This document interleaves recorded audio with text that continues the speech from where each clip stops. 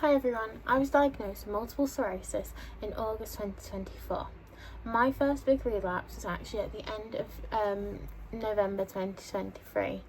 I had something called optic neuritis. I had gone completely blind in one eye, so I had gone to the doctors.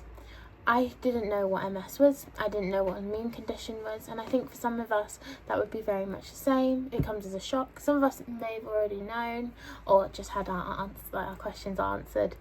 For me, MS was completely new. The first thing I did, Dr. Google.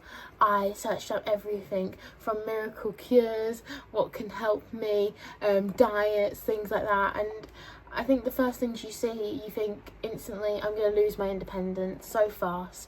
Other times you think, oh, I'm going to be absolutely fine. So my biggest thing for you guys is, the first thing I wish someone had said to me is just pause before you Google. I know it's tempting, we want the answers and we want them fast, but when you're scared and you're just looking at everything online, not all of it is true and not everything is helpful. I think the best thing is to stick to reliable sources. For me, it was like the MS Trust or MS Society. Another thing for me that helped me come to terms and not stress as much with my diagnosis was writing any questions I had down for my MS nurse or for my doctor. You know, some things don't sound silly. What's important is that you have every right to understand what's happening to your body, so you have to ask every question you want. And if they're not explaining it clearly, ask them to explain it again. So you might see me jump. I've just had to restart my whole video. Complete brain fog. You guys get it. So just to go off of the thing when I said some things may sound they're not silly. Things aren't silly. You can ask anything to your MS nurse and anything to your doctor.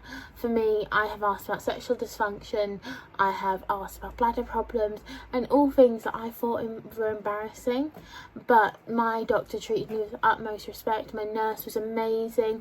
I always feel really so much better after speaking to my nurse and just actually knowing the right answers instead of just looking up things and not knowing and just sitting there in that kind of feeling of stress. But of course I still Google sometimes, but now I also pause. I take that with a grain of salt. I just remind myself that this is my MS journey and not every two people with MS will be the same. So if you're watching this and you're newly diagnosed, even if you've been living with MS for a while and still feel lost some days, just know that you aren't alone and you're allowed to feel scared, you're allowed to take time and you're allowed to ask for support.